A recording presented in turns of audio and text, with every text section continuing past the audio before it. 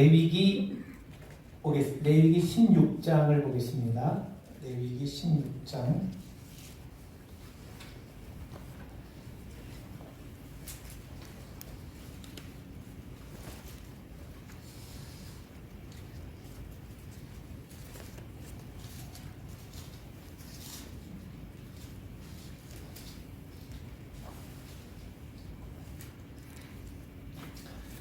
레위기 16장 6절부터 제가 있습니다.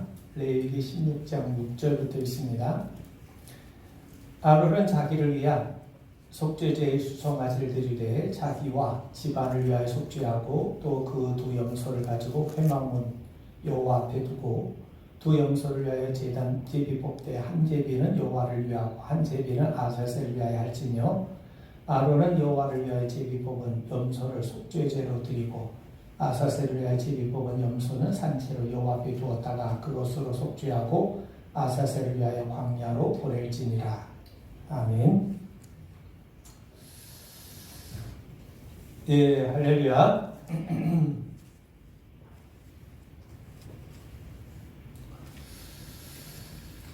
예.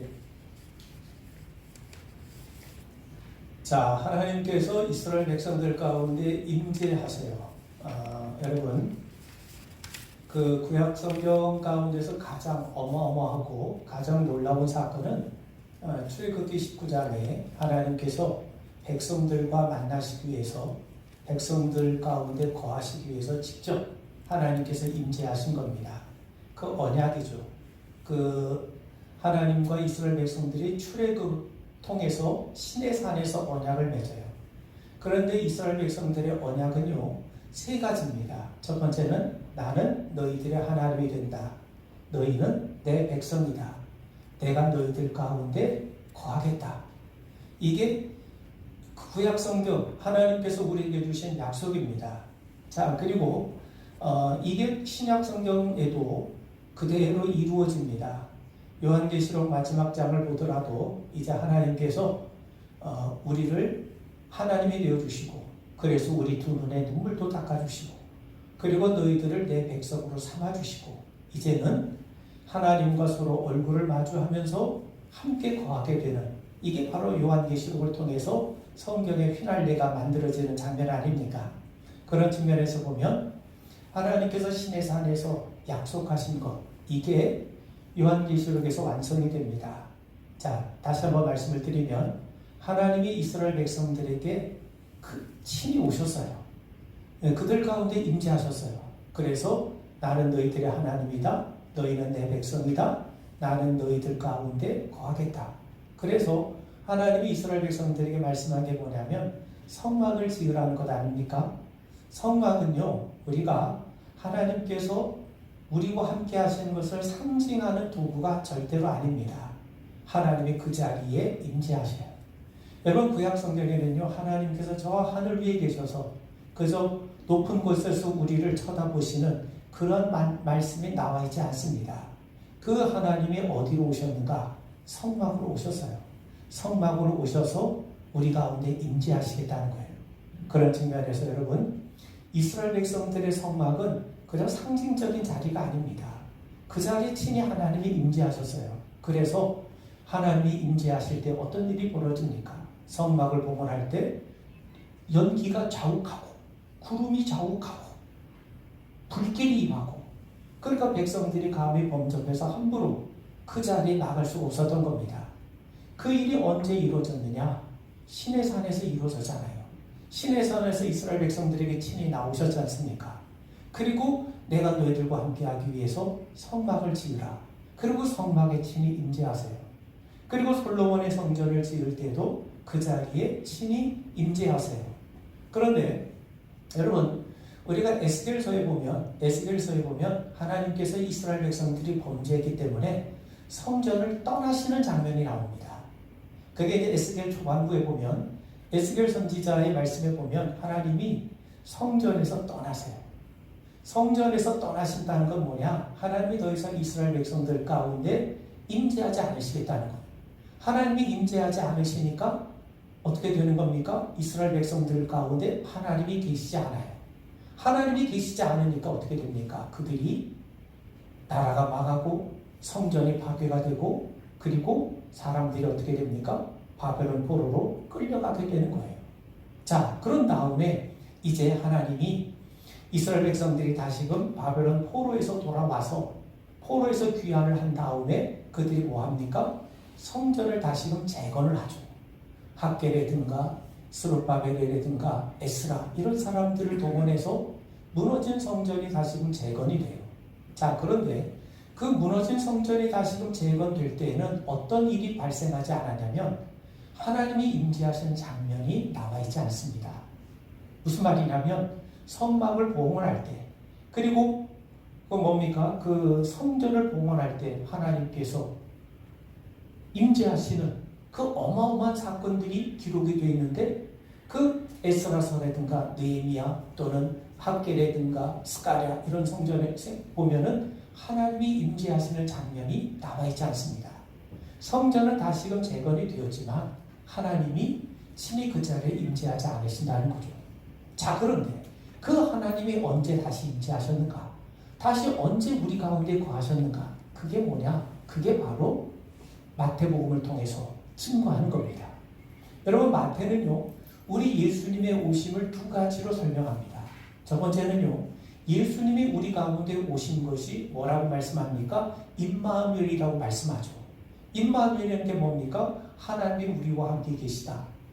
하나님이 이스라엘 백성들에게 내가 너희들 가운데 거하겠다. 그런데 하나님이 성막에 거하시고 성전에 거하시다가 떠나셨잖아요. 에스겔서에 보면 하나님이 성전을 떠나세요. 하나님이 성전을 임재하지 않으세요. 그런데 그것이 언제 극복이 되냐면 예수님이 이 땅에 오심으로 하나님의 임재가 우리 가운데 임했어요. 자, 그리고 또 한 가지 약속이 있어요. 그게 뭐냐면 하나님의 임재가 이루어질 때에는요, 하나님이 주권을 갖고 다윗의 언약을 이루십니다. 하나님이 다윗과 맺으신 약속이 뭡니까? 다윗의 후손을 통해서 진정한 왕이 세상을 다스린다는 것 아닙니까? 그런데 진짜 왕이 와요. 지금까지 왔던 왕들은 다 그림자였고 진짜 왕이 오시는데, 여러분 마태복음에는요 족보 이야기가 나오죠.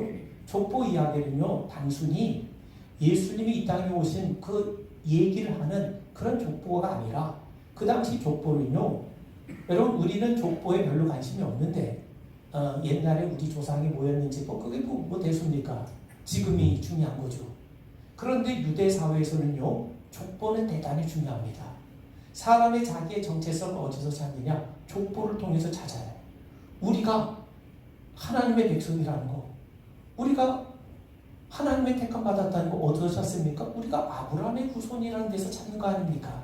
그래서 마태복음은요 예수님의 족보를 얘기하는데, 그 족보가 뭐냐면, 여러분 마태복음이 아브라함과 다윗의 자손 예수 그리스도의 세계라, 우리는 이렇게 성경에 기록되어 있지만 원래 히브리 성경, 원래 성경은요, 원래 원어 성경은요 뭐부터 시작하냐면 다윗부터 시작이 됩니다. 아브라함과 다윗의 자손이 아니라 다윗과 아브라함의 후손 예수 그리스도의 세계라, 다윗이 언급이 돼요. 그리고 거기 나오는 수많은 사람들 가운데 유일하게 왕으로 호칭이 된 사람이 다윗 왕이에요. 이새는 다윗 왕을 낳았느니라. 다윗만 왕으로 호칭이 돼요. 그리고 아브라함부터 다윗까지가 14대죠. 그리고 다윗으로부터 그 바벨론 포로로 끌려갈 때까지가 14대입니다. 또 바벨론으로 끌려간 다음부터 예수님 때까지가 14대예요. 14대, 14대, 14로 끊어요. 그러면 14라는 게 뭐냐? 여러분, 유대 사회는요, 게마트리아라는 게 있는데, 그게 이제 수에 관련된 겁니다. 히브리 말마다 수가 있어요. 그 숫자가 기록되어 있어요. 그래서 다윗이라고 하는 이름을 풀이하면 그 다윗이라고 하는 그 히브리어 알파베트의 숫자의 합이 몇이냐면 14예요. 그러니까 다윗의 권위를 가지고 지금 14대, 14대, 14대를 나누죠. 그러면 지금 다윗, 마태복음이 증거하는 그 족보는 어떤 족보냐면 왕의 족보입니다. 다윗 왕의 족보예요. 다윗 왕의 족보. 그러면 그 사람들이 그 족보를 볼 때 뭘 생각하겠습니까? 왕들이에요. 그런데 그 다윗 왕으로 오시는 마지막 이름이 누구냐면 그리스도 예수예요. 그러면 이 족보는요, 다른 말로 표현한다면 봐라, 다윗 왕의 후손으로 오신 분이 이분이야. 그건 무슨 말이겠습니까? 이분이 다윗의 후손으로 오신 왕이야. 이분이 하나님의 선지자를 통해서 다윗에게 언약으로 약속하신 그 왕이 바로 예수님이시라는 거예요.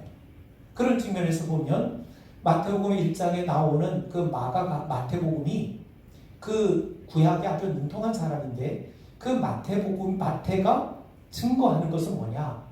예수의 출생에 대해서 우리에게 두 가지를 얘기해요. 진정한 왕이 오셨다. 하나님이 다윗과 언약을 맺으신 그 언약이 그리스도 예수를 통해서 성취되었다. 그분이 진정한 왕이라는 거죠. 또 하나는요, 그분이 오심이 뭐라고 했습니까? 하나님이 우리와 함께 계시는 임마누엘이다. 임마누엘이 뭡니까? 하나님이 우리와 함께 하세요. 하나님이 우리와 함께 하신다는 게 뭡니까? 하나님이 우리 가운데 임재하셨다는 거죠. 자, 에스겔서에서 떠난 하나님, 에스겔서가 증거하는 것처럼 성전을 떠나신 하나님이 이제 하나님이 누구를 통해서 우리 가운데 오셨는가? 그리스도 예수를 통해서 우리 가운데 오신 거예요.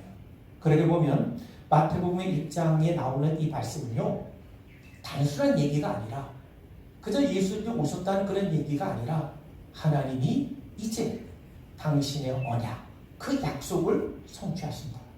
다윗에게 주어진 다윗의 언약이 그리스도 예수가 왕으로 오심으로 성취가 되었다. 여러분, 아까 우리가 말씀 나눴습니다만, 여러분, 헤롯이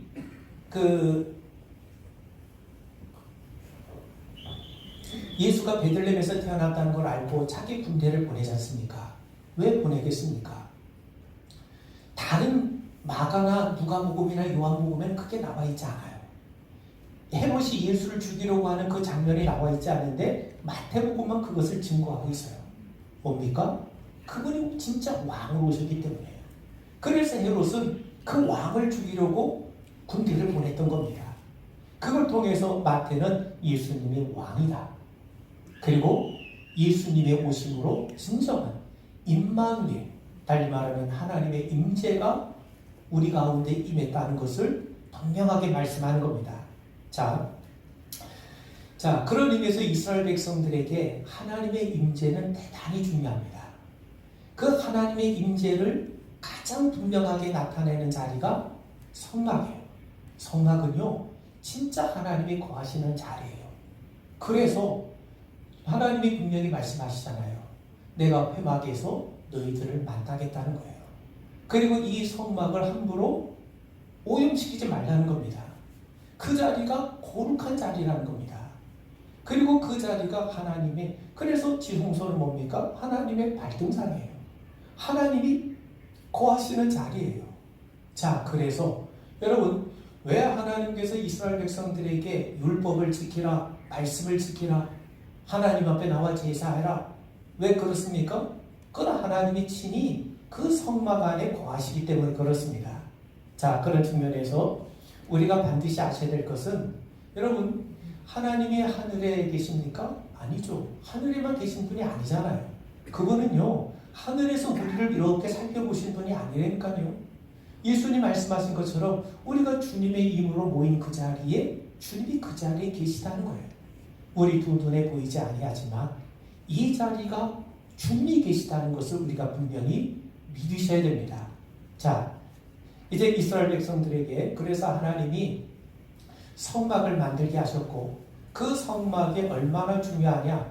여러분, 나답과 아비후가 그저 임의로 자기 불을 피워갖고 분향단에 불을 피웠는데 그 자리에서 죽여버려요. 하나님이 그 자리에 계시다는 거예요.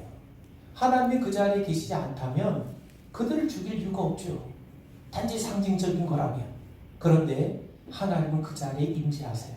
그래서 제사장의 가장 중요한 사명이 뭐라고 했습니까? 제사장은요, 단지 제사 드리는 것만이 아닙니다. 제사 드리는 것이 제사장의 가장 중요한 사명이 아니라 백성들에게 무엇이 정결한 건지, 무엇이 부정한 것인지, 무엇이 하나님 앞에 거룩한 것인지, 무엇이 속된 것인지 백성들에게 가르쳐서 그들이 부정한 모습으로 하나님의 자리에 출입함으로써 하나님의 성전을 오염시켜서는 안 됩니다. 왜? 그 자리는 거룩한 자리이기 때문에 그 자리가 부정해지고 그 자리가 더러워지면 하나님이 이스라엘 백성들 가운데 거하실 수가 없기 때문이죠. 그래서 이제 우리는 이제 하나님의 거룩하신 걸 알아야 되는데, 근데 우리 인간이 거룩합니까? 우리 인간이 죄를 짓지 않고 살 수 있습니까? 우리 인간이 정말 그 하나님 앞에 오염되지 않은 모습으로 늘 깨끗한 모습으로 있을 수 있습니까? 그럴 수 없죠. 그래서 하나님이 제사를 드리게 하신 겁니다. 그래서 우리 인간, 우리 죄인된 인간에게는 반드시 제사가 필요하다는 사실을 우리가 깨달아야 됩니다. 자, 그래서 이제 하나님이 이제 제사 드리길 원하는 자들에게 뭐 죄인이나 감사 제물을 드리길 원하는 자나 그들이 하나님 앞에 제물을 가지고 오도록 말씀해요. 그리고 제물을 드릴 때 아무거나 드리는 것이 아니라 가장 좋은 제물, 흠없는 제물을 하나님 앞에 드리라고 합니다. 왜? 제물은요, 그 자체로만 의미가 있어서는 안 되고 그 제물을 받으신 하나님이 받으셔야 할 만한 것이 되어야 하기 때문이죠. 자, 그래서 이제 제물을 가져오는데 그 제물 머리 위에 제사를 드리는 사람이 안수를 해요. 자, 그 사람, 제물을 드리는 사람이, 제물을 제사 드리러 온 사람이 제물에게 먼저 안수를 해요. 자, 이제 이 안수한다는 것은 그 제물과 자신을 동일시하는 겁니다. 잠시 후에 있으면 이 제물이 어떻게 돼요? 죽임을 당하고 피를 흘릴 거예요. 자, 내가 비록 죽지는 않지만 이 제물과 내가 안수함으로써 동일하게 동시된 것처럼 이제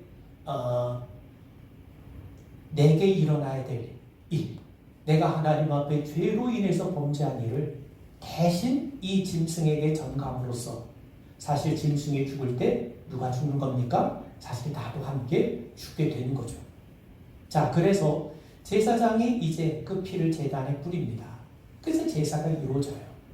근데 제사는요, 일반 백성들만 와서 제사 드리는 게 아니라 제사장들 역시 조금이라도 하나님 앞에 부정하고 정결하지 못하면, 죄를 범하면 제사장들도 죄를 용서받기 위해서 제사를 드려야죠. 자, 그런데 이 제사는요, 무작위로 드리지 않습니다. 이 제사는 날마다, 주마다, 달마다, 해마다 정해져 있어요. 무턱대고 아무 때나 와서 제사 드리는 게 아닙니다. 번제를 드리고 또 이제 제사를 드려야 될 날들이 있어요. 정해져 있어요. 무조건 가만히 있다가 무조건 오면 무조건 하는 게 아니라 그 번제를 드려야 할 때, 또 화목제를 드려야 될 때, 또 속죄제를 드려야 될 때, 자, 이렇게 시간을 미리 정해놓고 일정한 간격에 따라 제사를 드립니다. 자, 여러분, 하나님은 백성들이 의뢰 죄를 범할 것을 알고 계세요. 그래서 제사 제도 배후에는 우리 인간이 죄를 범한다는 전제가 깔려있는 거예요.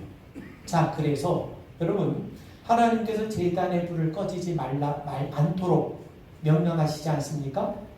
이 제단의 불이 꺼지지 않아야 될 이유는 뭐냐면, 항상 제단의 불이 피워져 있어야 된다는 건 뭡니까? 어느 때든지 제사가 드려져야 된다는 거죠. 제사가 드려졌다는 건 뭡니까? 우리 인간이 하나님 앞에 죄 용서받기 위해서 드린 것 아닙니까? 그런 측면에서 제단의 불이 꺼지지 않는 모습을 보면서 백성들은 뭘 생각합니까? 아, 우리가 늘 죄 가운데 넘어질 수 있구나. 그런데도 하나님께서는 우리가 죄를 인정하고 하나님 앞에 찾아올 때마다 언제든지 하나님이 우리를 용서해 주신 분이시구나. 그걸 깨우쳐주고 그걸 일깨워주기 위해서 하나님께서 제단의 불을 꺼뜨리지 않게 하시는 겁니다. 자, 그리고 오늘 우리가 읽은 말씀은요, 속죄일에 관한 말씀입니다. 자, 여러분, 백성들이 아무리 제사를 드렸다 하더라도 우리도 모르는 사이에 알려지지 않는 죄들이 있잖아요. 내가 죄를 이거 내가 잘못했지 인정을 했지만 내가 모르고 범한 죄가 있고 내가 실수로 범한 죄가 있고 나도 모르게 지은 죄가 있게 마련입니다. 그래서 이제 하나님께서 보통 제사로는 모두가 다 깨끗하게 정결해질 수 없으니 이제 하나님이 1년에 한 차례 대속죄일에 대제사장이 백성들을 대신해서 하나님 앞에 제사 드릴 것을 말씀하세요. 이걸 욤 키푸르라고 하는데 지금도 정통 유대인들은 1년에 한 차례씩 이 때를 가장 귀한 절기로 여기고 드립니다. 자, 그래서 이 대제사장이 백성들 자기의 죄와 백성들의 죄를 대신해서 먼저 수수함을 하나님 앞에 제물로 드리고 또 염소를 하나님 앞에 제물로 드려요. 그리고 그 제물의 피를 어디에 뿌리냐면 지성소 안에 들어가면 법궤가 있죠. 법궤는요 상자라고 생각하시면 됩니다. 그 상자, 이 법궤에 뚜껑이 있어요. 그 법궤 뚜껑을 우리는 속죄판이라고 부릅니다. 이 법궤 뚜껑은요 순금으로 만들어져요. 그리고 엄청나게 많은 금이 들어가 있습니다. 그만큼 거룩한 자리라는 걸 상징해 주는 거죠.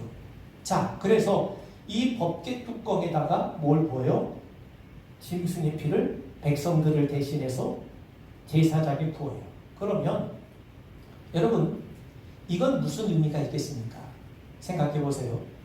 이스라엘 백성들이 시내산에서 하나님과 언약을 맺을 때 무슨 언약이라고 했습니까? 피의 언약이에요. 황소 12마리를 잡아서 황소 12마리의 피를 여호와의 제단에 부었고 또 12마리의 피를 백성의 대표에게 뿌리지 않았습니까? 여호와의 제단에 뿌려졌다는 것은 하나님께 부었다는 거예요. 하나님과 백성들이 서로 피로 맺은 언약, 이게 바로 시내산 언약입니다. 얼마나 엄청난 언약입니까? 자, 그런데 지금 이스라엘 백성들을 대신해서 대제사장이 어디에 뿌립니까? 지성소 안에 뿌려요. 하나님이 거하시는 자리에 뿌리는 거예요. 결국 그 말은 하나님께 피를 뿌렸다는 거죠. 하나님과 우리 사이가 다시 피로 맺은 언약임을 다시금 회복이 되는 거죠. 자, 그런데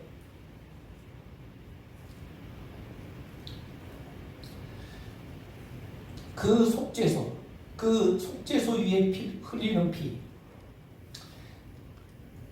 그 지성소에 뿌리는 피는요 아무도 볼 수가 없어요. 그걸 거기는 대제사장 외에 아무도 있을 수가 없잖아요. 그런데 그 피를 보는 거는요 하나님밖에 없는 겁니다. 사람들은 그 피를 볼 수가 없어요. 그러나 하나님만이 그 피를 보시는 거죠. 자, 그런 측면에서 여러분 이제 하나님께서 이제 그 대제사장이 백성들을 대신해서 드리는 이 속죄일에 드려지는 이 제물을 받으시고 하나님께서 어떻게 하십니까?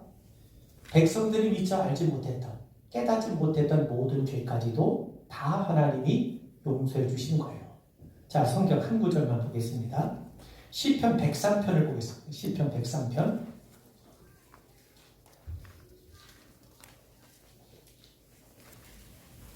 시편 103편 12절 보세요.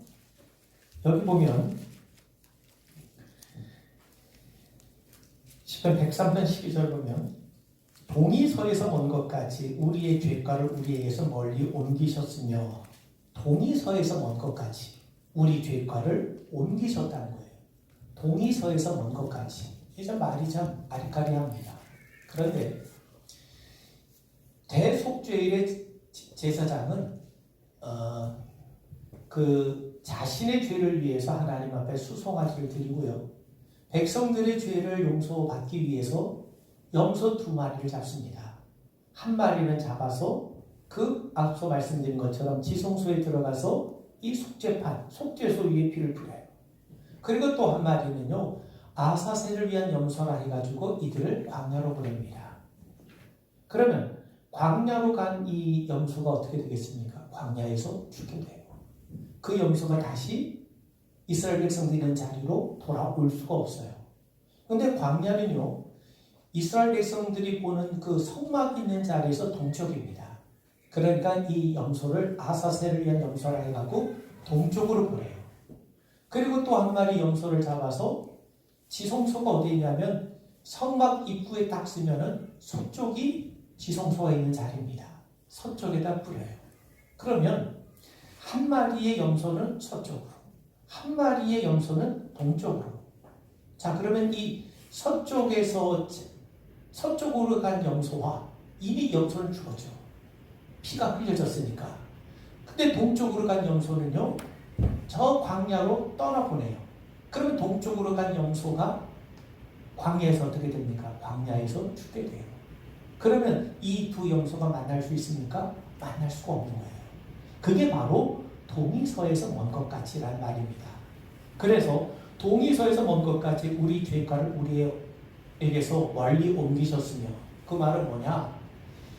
이 두 염소가 동과 소로 갔기 때문에 다시는 만날 수 있는 확률이 0.00001%도 안 되는 것처럼, 100% 못 만나게 된 것처럼, 하나님이 우리를 용서하실 때는요, 일부만 용서하시는 게 아니라 조금 남겨두시는 것이 아니라 완벽한 용서라는 것을 우리에게 말씀해 주는 겁니다. 자, 옛날 유대 사람들은요, 그 염소가 다시 살아서 미친 척하고 돌아올까봐 아예 누가 뒤따라가서 그 염소를 저기 이 바위 밑으로 떨어뜨리기도 합니다. 그러니 이러한 일련의 모습을 통해서 두 염소가 다시는 만날 수 없는 것처럼, 두 염소가 다시는 교우할 수 없는 것처럼, 완전히 헤어지게 되는 것처럼 하나님께서 우리의 죄가를 어떻게 하시겠다는 겁니까? 완전하게, 완벽하게 용서하신다는 겁니다. 자, 그런데 우리 백성들은 모두 죄인이죠. 근데 엄밀한 의미에서 동물의 제사를 가지고 어떻게 완벽한 용서가 있을 수 있겠습니까?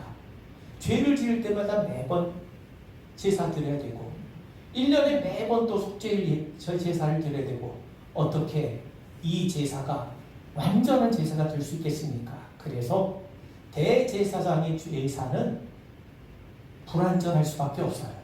그래서 대제사장이 먼저 자기의 죄를 속죄하는 것으로 봤을 때 그가 드리는 제사는 불완전할 수밖에 없습니다. 그래서 진정한 제사장이 우리에게 오셔서 진정한 제물로 드려실 때만이 우리의 죄가 완벽하게 용서가 되는데, 그게 바로 히브리서가 우리에게 증거하는 것처럼 예수님이 대제사장으로 오셔서 그분이 친히 제물이 되어주심으로 우리의 모든 죄를 완벽하게 깨끗하게 용서해 주신 것을 우리에게 증거합니다. 그래서 예수님이 우리에게 복음이 되고 세례하는 예수님을 하나님의 어린 양이라고 부른 것 아닙니까? 또 베드로 역시 그리스도를 흠없고 정없는 어린 양이라고 고백한 것 아닙니까?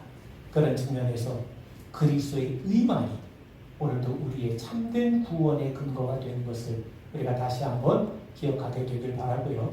자, 이제 우리가 이제 그 내년부터 이제 10년이 되는데, 우리 내년에는 이제 그 민수기 말씀을 한번 읽어볼 텐데, 민수기 말씀 여러분들께서 민수기 말씀이 조금 이렇게 길어요. 한 34장 정도 이렇게 되는데, 여러분께서 꼭 민수기 말씀을 한번 읽어보셔서 한 2주에 걸쳐서 우리 민수기 말씀의 내용들을 여러분들과 함께 살펴보도록 하겠습니다. 우리 기도하겠습니다. 오늘도 이렇게 저희들 모이게 하신 주님 감사에 기쁨이 있게 하셔서 예배가 아름답게 끝까지 잘 지속될 수 있도록 도와주시고, 또 예배하는 가운데 우리를 찾아오시는 주님, 우리 가운데 임재하시는 주님, 또 우리와 동행하시는 주님, 말씀하시는 주님, 일으켜 세워주시는 주님, 그 놀라운 주님의 은혜를 함께 누리게 되는 귀한 축복 허락하여 주시옵소서. 우리 모두가 주의 이름 모일 때마다 살아계신 하나님이 우리 가운데 임재하시는 것을 우리 모두가 보게 하여 주시옵소서. 예수님 이름 받들어 간절히 기도하옵나이다. 아멘.